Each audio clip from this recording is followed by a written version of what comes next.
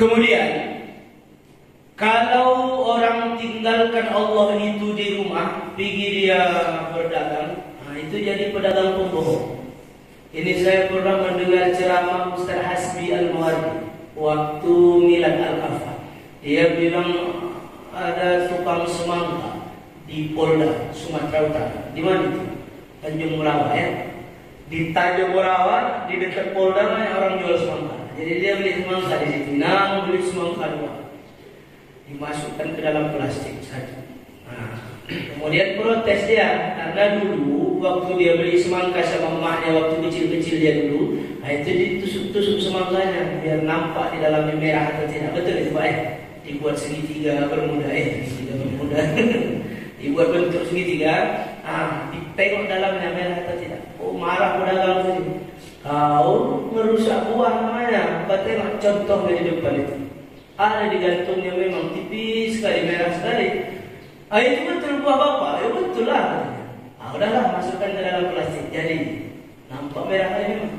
Dimasukkan satu, berhasil. Dimasukkan satu lagi, menggelinding dari meja itu jatuh ke bawah, pecah. Nampaklah di dalamnya seperti bendera Indonesia Pak, merah putih. Pucat rumahnya. Inang berbohong. Lah kau bilang aku bohong, itu yang bilang contohnya itu di depan merah sekali, ini buktinya pucat. Oh, kau pun terbanting pucat. Apa lagi sama kau ini kata dia.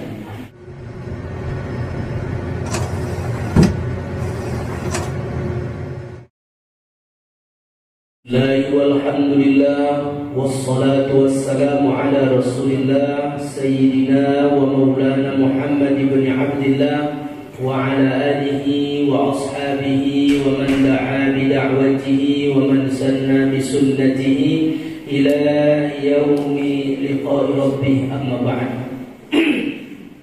السلام عليكم ورحمة الله وبركاته. Hormat saya kepada seluruh pengurus Badan Kemakmuran Masjid Handayani, hormat saya kepada bapak-bapak, para tokoh masyarakat, alim ulama, hadirin wal hadirat yang dimuliakan oleh Allah Subhanahu wa taala. Man ijtama'a qaumun fi baitin min buyutillah yatluna kitaballah wa yatadarasunahu illa nazalat alaihimus sakinah wa haffathumul malaikah wa dzakarahumullahu fi man 'indah.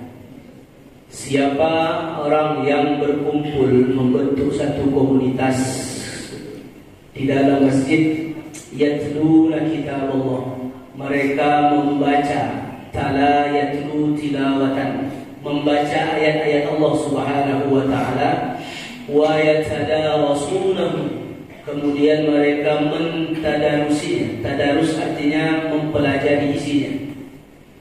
Illa nazalat alaihimus sakinah, kecuali nanti turun malaikat, turun utusan dari Allah Subhanahu wa taala ke hati-hati kita yang bentuknya ketenangan, sakinah. Wa haffathumul malaikah, kemudian di atas kepala kita dinaungi oleh sayap-sayap malaikat Allah Subhanahu wa taala. Wa dzakarahumullahu fi man 'indah, kemudian Allah Subhanahu wa taala sebut nama kita lengkap dengan nama ayah kita, dengan bangga kepada makhluk-makhluk yang berada di sisinya. Bapak Ibu hadirin yang dimuliakan oleh Allah Subhanahu wa taala, di dalam Al-Quran surah Al-Anfal ayat yang kedua, Allah Subhanahu wa taala berfirman, A'udzu billahi minasy syaithanir rajim. Bismillahirrahmanirrahim. Innamal mu'minuna alladzina idza dzukirallahu wajilat qulubuhum wa idza tuliyat 'alaihim ayatuhu zadatuhum imana wa 'ala rabbihim yatawakkalun. Artinya, Sesungguhnya orang-orang yang beriman itu ialah satu, idza dzukirallahu wajilat qulubuhum, kalau disebut nama Allah Subhanahu wa taala bergetar hati mereka. Itu orang beriman. Kemudian idza tuliyat alaihim ayatuhu zadatuhum iman, kalau dibacakan ayat-ayat Allah Subhanahu wa taala kepada dia, bertambah keimanannya. Wa ala rabbihim yatawakkalun, dan orang-orang beriman itu hanya kepada Allah lah dia berserah diri, hanya kepada Allah lah dia menggantungkan kehidupan dia, hanya kepada Allah lah dia bertawakal. Jadi ayat ini bercerita tentang ciri orang yang beriman dan imannya itu mantap, imannya itu kuat. Kalau ada iman yang kuat, berarti ada iman yang lemah, ada iman yang kandas. Siapa itu di antara orang-orang yang beriman tapi imannya itu lemah, imannya itu kandas, adalah orang-orang munafik. Dia mengucapkan kalimat asyhadu an la ilaha illallah wa asyhadu anna Muhammadar Rasulullah, tapi dia munafik. Bagaimana ciri-cirinya? Idza ahdatsa kadzdzaba, kalau dia berbicara dusta. Tanda ciri orang yang imannya lemah, mudah kali berbohong. Yang kedua, idza wa'ada akhlafa, kalau dia berjanji mudah kali ingkar. Ciri-ciri orang yang lemah iman, orang yang munafik. Yang ketiga, idza tumina khana, dia dikasih amanah dia berkhianat. Nah, itulah. Kalau orang yang ciri-ciri imannya kuat tadi, idza dzukirallahu wajilat qulubuhum, kalau disebut nama Allah Subhanahu wa taala bergetar hati mereka. Ada seorang ulama namanya Ali bin Abi Thalhah menulis satu kitab tafsir. Nama kitabnya Tafsir Ibnu Abbas. Ali bin Abi Thalhah meriwayatkan bahwa Imam Ibnu Abbas pernah mentafsirkan kata al-wajl di dalam Al-Anfal ayat 2, yang kalau kita lihat terjemahan Depak artinya bergetar. Maka ini membingungkan kita, bagaimana hati orang beriman ketika disebut nama Allah Subhanahu wa taala bergetar hatinya. Ibnu Abbas mengatakan makna al-wajl yang artinya bergetar itu adalah al-khauf, yang artinya takut. Orang yang ketika disebut nama Allah Subhanahu wa taala bergetar hatinya, maknanya dia sedang merasakan takut kepada Allah Subhanahu wa taala. Kenapa? Karena orang beriman itu punya konsep hidup yang namanya ihsan. Ihsan an ta'budallaha ka'annaka tarahu, fa in lam takun tarahu fa innahu yaraka. Engkau beribadah, dan ibadah itu banyak sekali jenisnya. Ada yang mahdhah, ada yang ghairu mahdhah. Kita bermuamalah saja, utang piutang, simpan pinjam, sama ya, utang piutang simpan pinjamnya. Gadai menggadai, jual beli, itu kan muamalah, itu juga ibadah. Kalau dasar melakukan pekerjaan itu lillahi ta'ala. Engkau beribadah seolah-olah engkau dapat melihat Allah. Fa in lam takun tarahu, apabila engkau tidak dapat melihat dia itu balik kepada Allah Subhanahu wa taala, fa innahu, maka sesungguhnya Allah Subhanahu wa taala yaraka, sedang memperhatikan engkau sedang beribadah. Maka Allah Subhanahu wa taala itu dekat sekali dengan hamba-Nya. Wa huwa ma'akum aina ma kuntum. Allah itu bersama dengan kita dimanapun kita berada. Tapi bukan zatnya. Kalau zatnya, Allah itu wujudun bila makan. Dia ada tapi dia tidak butuh tempat. Yang butuh tempat itu kita, makhluk. Maka Allah Subhanahu wa taala tidak butuh tempat. Walaupun ada yang mengatakan Allah Subhanahu wa taala duduk di atas arsy, akidah Ahlus Sunnah wal Jamaah menolak tentang itu. Kenapa? Karena yang duduk itu makhluk. Yang turun ke langit-langit bumi itu makhluk. Maka Allah Maha Suci Allah Subhanahu wa taala dari sifat-sifat makhluk. Bapak Ibu yang dimuliakan Allah Subhanahu wa taala, huwa aqrabu min hablil warid.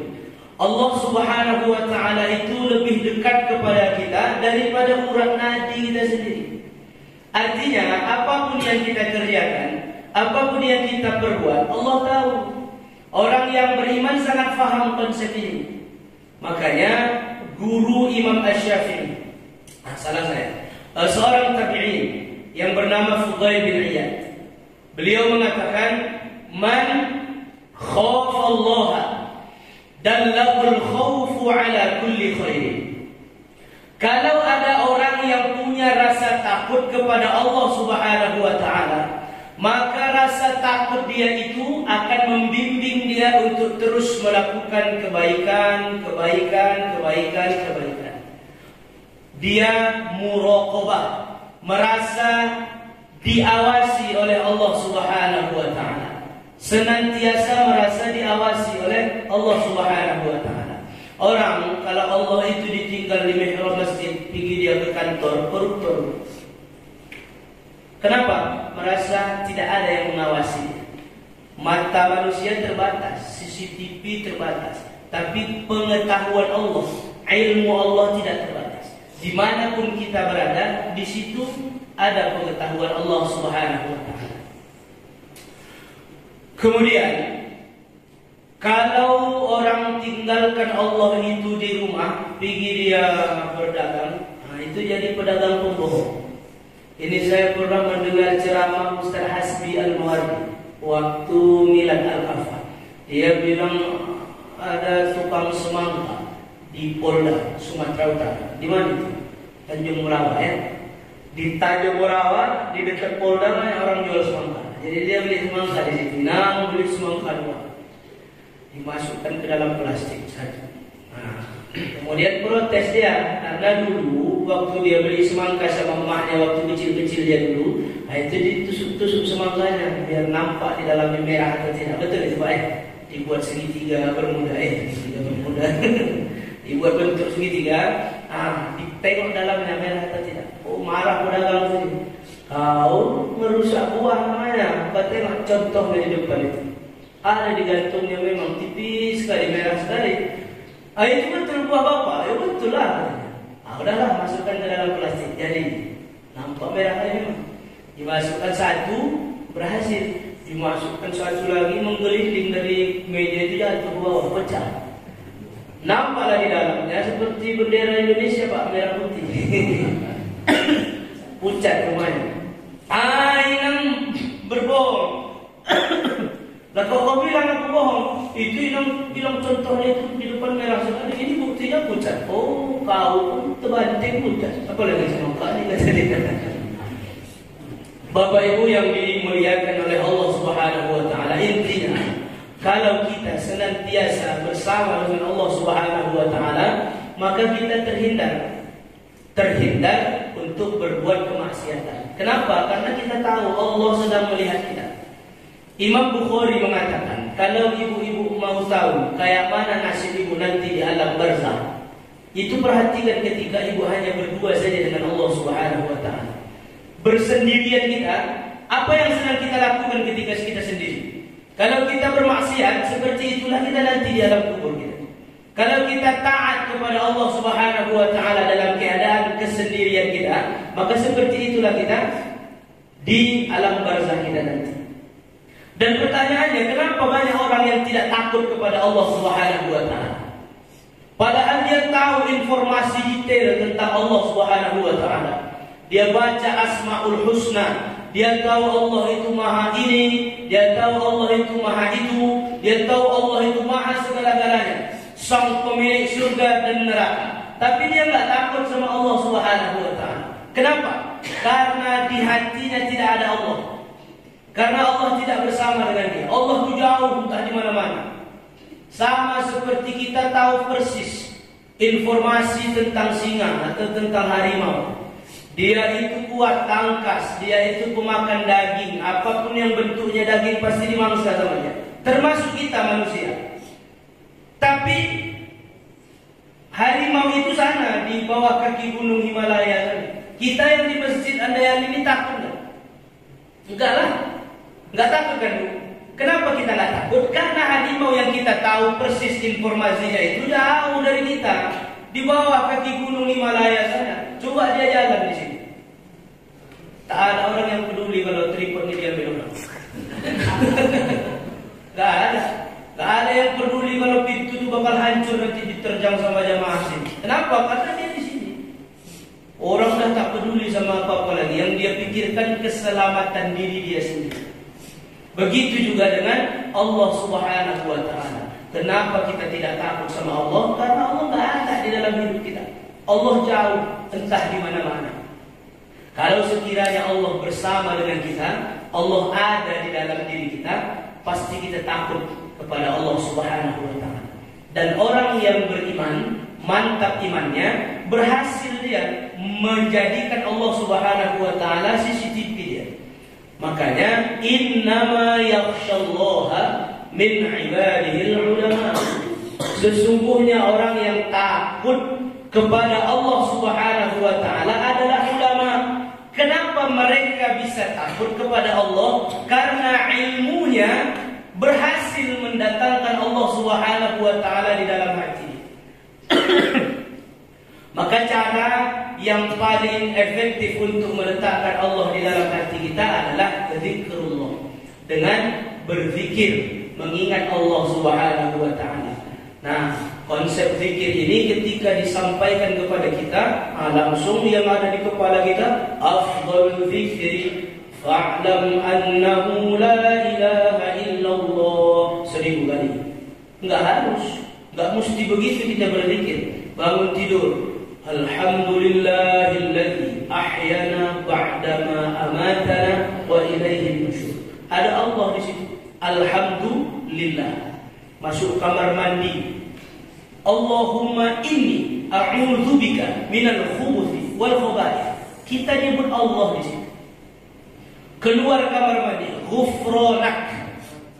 Kita mohon ampun kepada Allah Subhanahu wa ta'ala. Tetap kita mengingat Allah di situ. Kita pakai baju, alhamdulillahilladzi kasani hadha thawba wa razaqanihi min ghairi haulin minni wala quwwah. Kita tetap menyebut Allah ketika kita pakai baju. Kita keluar rumah, bismillahi tawakkaltu 'ala Allahi la haula wala quwwata illa billah. Tetap kita menyebut Allah dalam aktivitas kita. Naik kendaraan, bismillah walhamdulillah. Subhanalladzi sakhkhara lana hadza wa ma kunna lahu muqarrinina wa inna ila rabbina lamunqalibun. Tetap ada kata Allah di situ. Maka zikir harian, doa-doa yang kita pelajari waktu TK, waktu SD dulu, itu zikir supaya kita pastikan segala aktivitas kita dipantau oleh Allah Subhanahu wa ta'ala. Semua aktivitas kita dimulai dengan kata Allah Subhanahu wa ta'ala. Lama kelamaan maka hati pun lembut, Allah bertahta di dalam. Bapak Ibu yang dimuliakan oleh Allah Subhanahu wa ta'ala. Yang kedua, ciri-ciri orang yang beriman kemudian mantap imannya adalah wa idza tuliyat alaihim ayatuhu zadatuhum iman. Kalau orang beriman itu dibacakan ayat-ayat Allah Subhanahu wa ta'ala kepada dia, zadatuhum iman, bertambah keimanan. Ini bukti bahwa iman manusia biasa itu berbeda dengan iman para nabi dan rasul.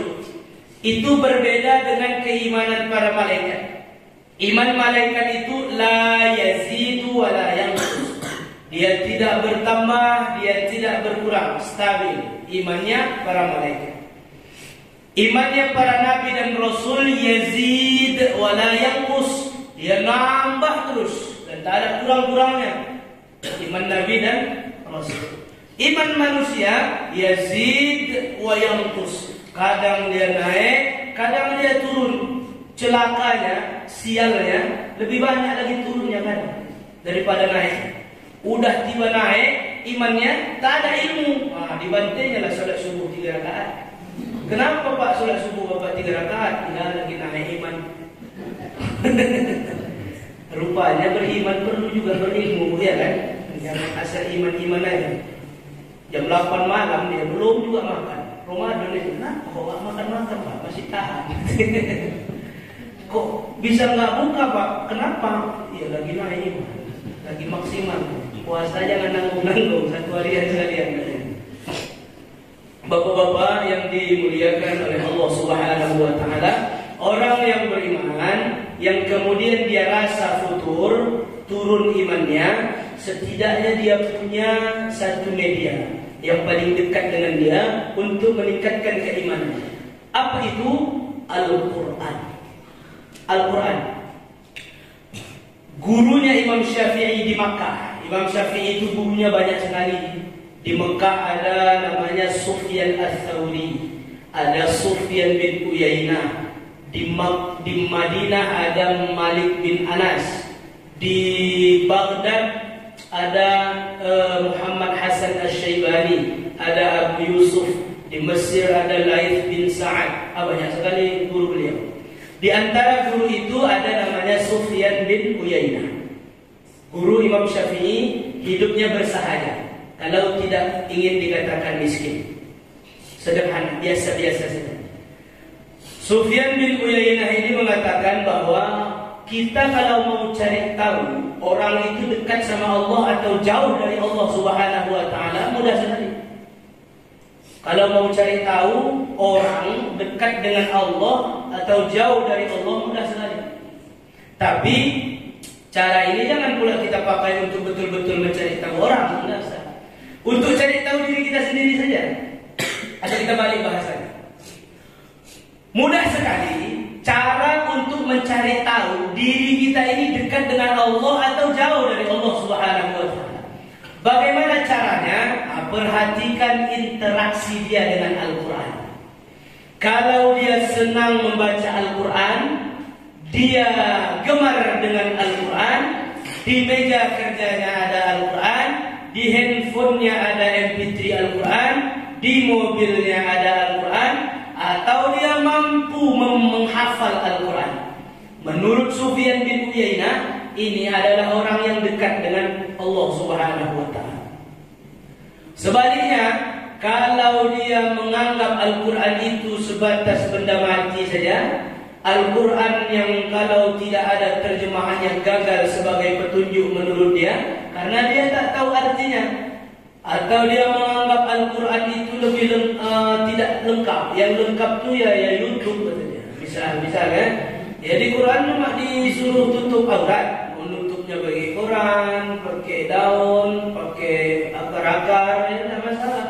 Pakai YouTube lah, disuruh tutup aurat, tapi ada tutorialnya. Ada cara makainya, bahannya pun dikasih tahu, ada pasmina, ada pas mantap, tak apa itu kan. Lengkaplah YouTube lagi daripada Al-Quran. Ini adalah orang yang jauh dari Allah Subhanahu wa Ta'ala. Kita timbang-timbanglah diri kita. Kita termasuk orang yang menganggap Al-Quran itu penting atau tidak? Atau kita cuma letak Al-Quran di rumah kita kan? Letak saja. Kita ngepel juga, nyapu juga, gendong anak juga, beraktivitas, beli cabai, beli bakwan, beli ini. Tapi Al-Quran tak ada kita sentuh satu hari ini. Sekali atau seminggu, tak ada kita sentuh Quran. Atau sebulan, tak ada pernah kita sentuh Al-Quran. Atau setahun, sekali cuma. Itu pun pas hari pertama Ramadan. Semangat Al-Quran. Bismillahirrahmanirrahim, 2 ayat itu. Itu adalah orang yang jauh dari Allah Subhanahu wa Ta'ala menurut Sufyan bin Uyainah. Walaupun tidak terlalu benar, karena di lapangan ada juga kita jumpai qori. Barangkali Bang Iqbal Subran tadi tak tahu dia. Qori itu ada juga yang dia tidak dekat dengan Allah, tidak patuh barangkali. Kalau dekat itu sudah tingkatnya Sudah maksimal kan dekat dengan Allah. Tidak patuh sama Allah Subhanahu wa taala, membangkang. Saya dulu 2014 itu menjadi peserta Sumatera Utara Musabaqah Tilawatil Quran Nasional di Batam 2014. Tapi bukan cabang tilawah, cabang syarhin, berceramah. Jadi ada satu peserta, tahu saya sebutkan cabangnya, nanti ibu-ibu lacak tahu lah orangnya kan. Itu dia tak mau sholat, disuruh sholat tak mau. Bapak ibu yang dimuliakan Allah Subhanahu wa taala, kalau orang di ajang musabaqah tilawatil Quran prestasi dia sudah sampai ke tingkat nasional, ibu tahu lah kualitas Quran dia kayak mana. Itu bukan peserta kecamatan, bukan peserta tingkat kota, bukan peserta nasional, seluruh Indonesia. Dialah yang diutus dari Sumatera Utara. Tak mau sholat. Kalau kami ajak sholat marah, aku dipaksa-paksa kayak gini, tahu saya ikut MTQ pun tak apa-apa lah. Berarti tidak semua orang yang pintar melantunkan Al-Quran itu dekat dengan Allah Subhanahu wa taala. Dan tidak semua orang yang tak pandai membaca Al-Quran itu jauh dari Allah, enggak. Ada dulu di Pakistan, bukan di Pakistan ya, saya mendengar cerita itu dari orang yang pernah belajar di Pakistan. Namanya Ustaz Abdi Az-Zubair, barangkali sudah pernah dengar namanya. Hafiz Al-Quran, insyaAllah. Dia dosen tahsin saya Al-Fatihah sama dia lama kali lulus. Baca Al-Fatihah sama Ustaz Abdi itu lama kali lulus, tak siap-siap. Terakhir dibawanya anaknya, kecil sekali. Dibawanya anaknya ke tempat kami belajar. Dia duduk di meja guru, kami disuruhnya setoran sama anaknya. Karena sama dia nggak lulus, sama anaknya saya, anak kecil setoran. Salah juga saya sama dia. Tak Al-Fatihah saya kacau tadi nggak tahu. Beliau cerita ada seorang guru ketika mengajar di kelas itu bawa plastik isinya tanah,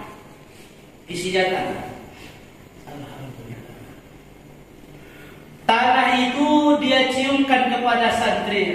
Coba cium tanah. Cium tanah. Suruh cium tanah. Cium tanah. Apa yang kalian rasakan? Harum pak. Tanah ini harum, wangi tanahnya. Tapi enggak semerbak.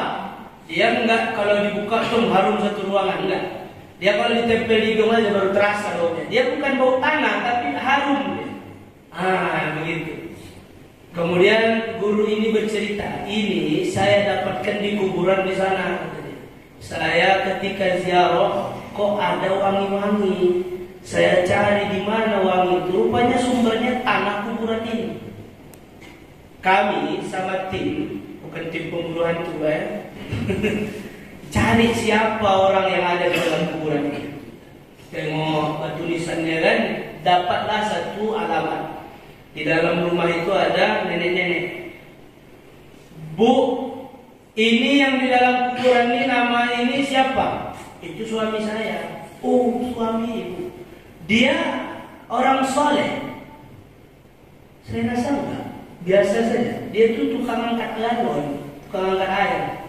Jadi dia kerja di tempat orang yang produksi air misalnya kan, air bersih itu dia antar-antar ke rumah yang mau beli air sama bapak itu kerjanya. Dia hafal Quran? Enggak.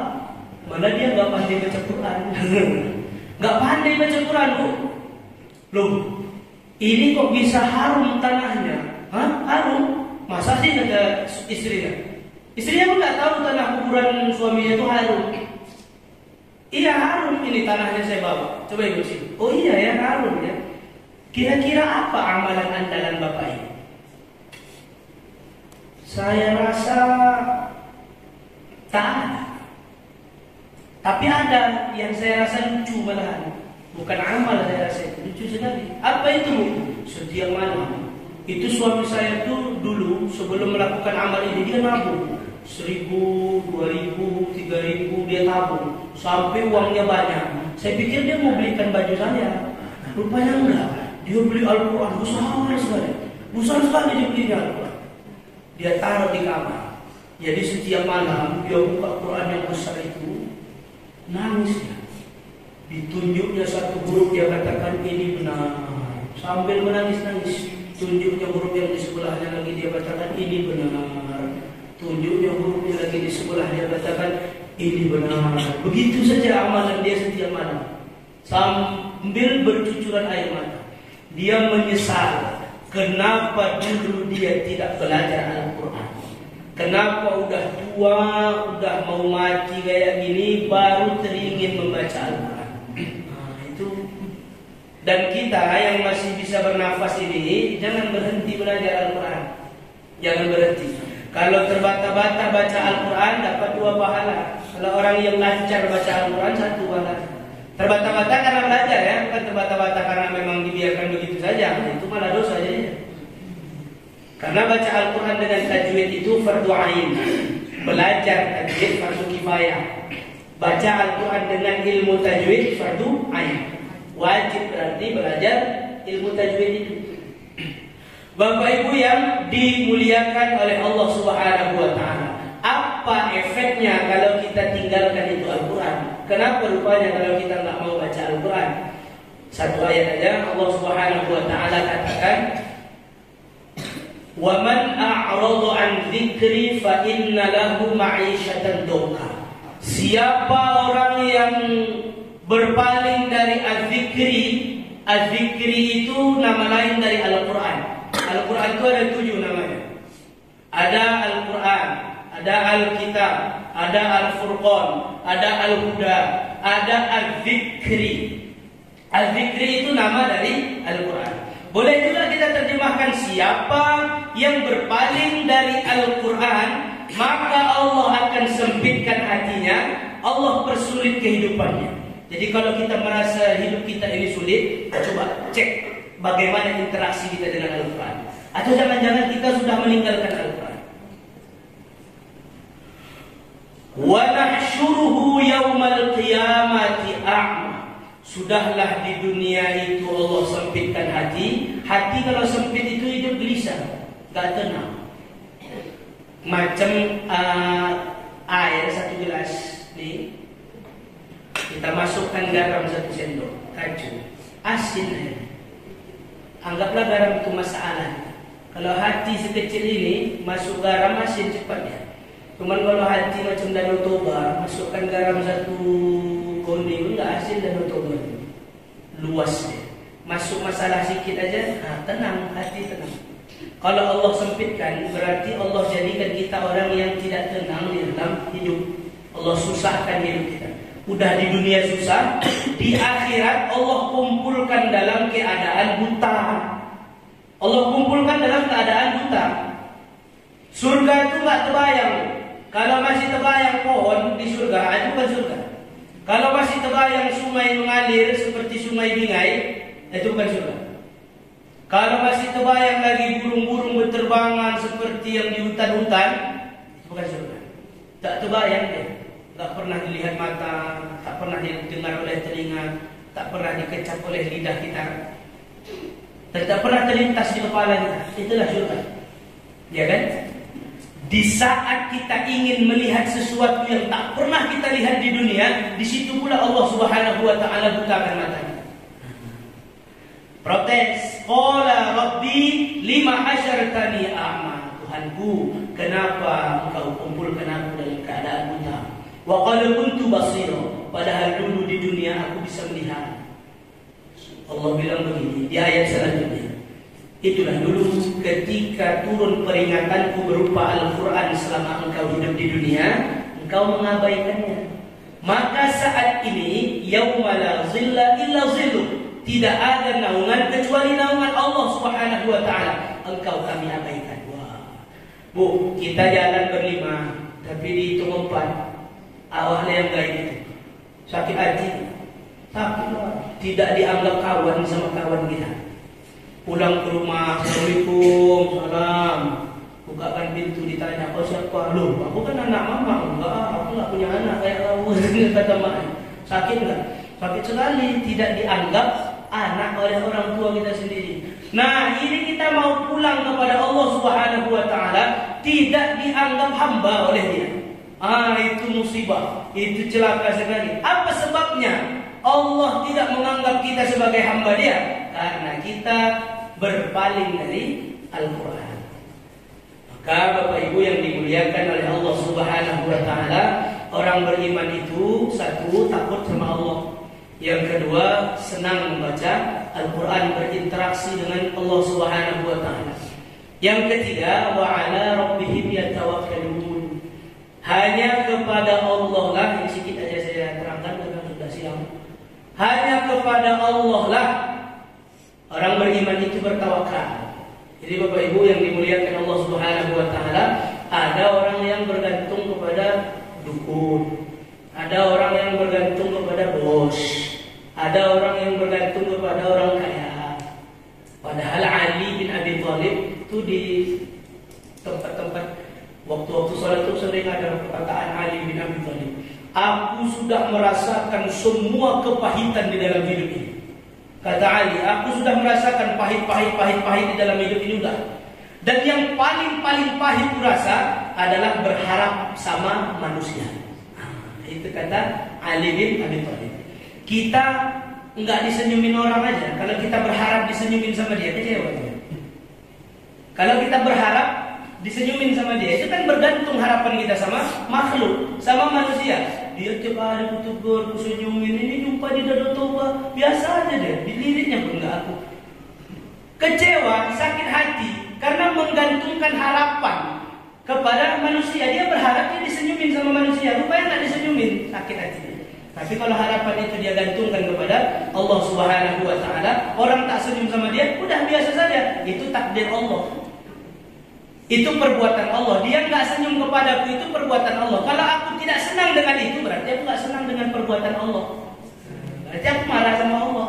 Kalau aku kecewa sama dia, aku kecewa sama Allah, karena itu perbuatan Allah.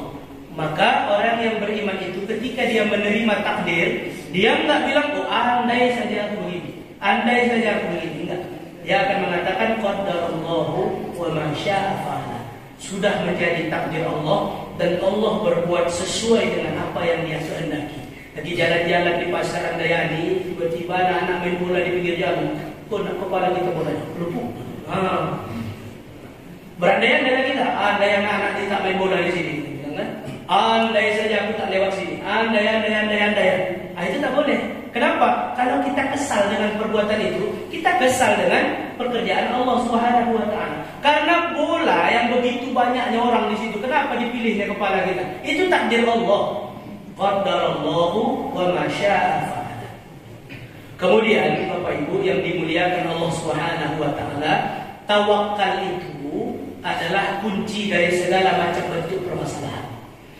Kalau kita bertawakal, maka semua masalah kita itu selesai. Kenapa? Yang datangkan masalah itu Allah.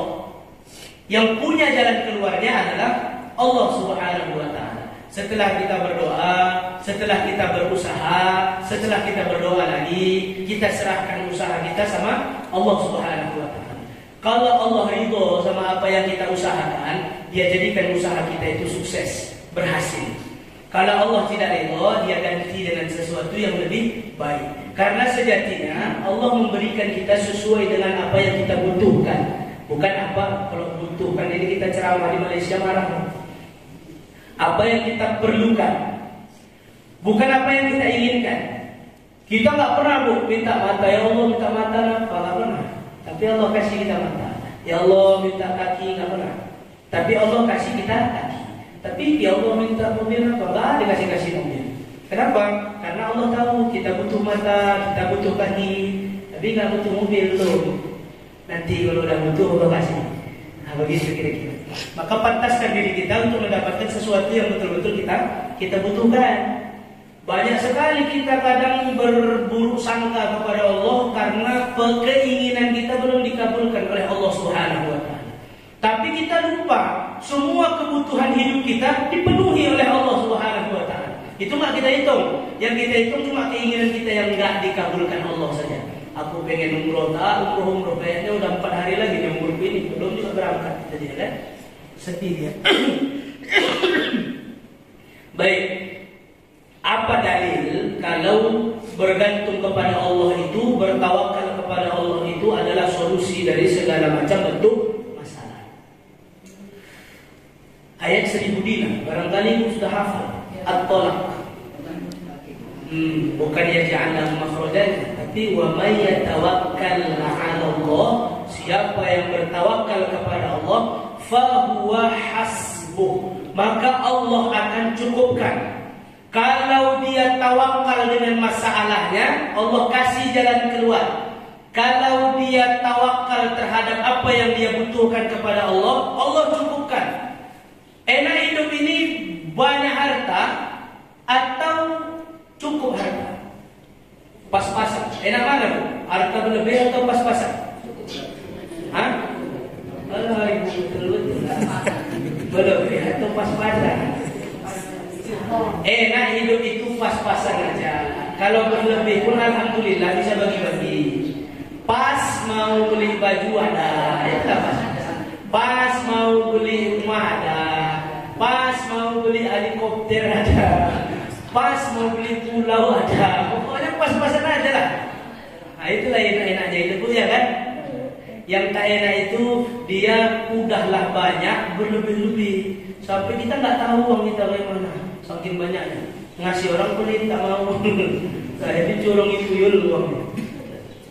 Kalau sedikit kekurangan, nah itu yang tak enak hidup. Banyak berlebih-lebih melimpah ruah sampai terbuang-buang, sedikit kurang. Nah itu namanya rezeki tidak barokah, rezeki tidak berkah. Bapak Ibu yang dimuliakan oleh Allah Subhanahu wa taala, kesimpulan bahwa kita bersyukur. Kenapa? Karena sudah ditakdirkan oleh Allah Subhanahu wa taala sebagai hamba-Nya yang beriman. Kemudian kita tingkatkan kualitas keimanan kita itu dengan memastikan diri kita adalah orang yang takut kepada Allah Subhanahu wa taala. Yang kedua, memastikan diri kita dengan riyadhah, dengan latihan, adalah orang yang dekat dengan Al-Qur'an. Yang ketiga, kita pastikan diri kita adalah orang yang bergantung hanya kepada Allah, tidak bergantung kepada selain Allah. Fattabiru ya ulil absar la'allakum turhamun. Astaghfirullah li wa lakum. Assalamualaikum warahmatullahi wabarakatuh.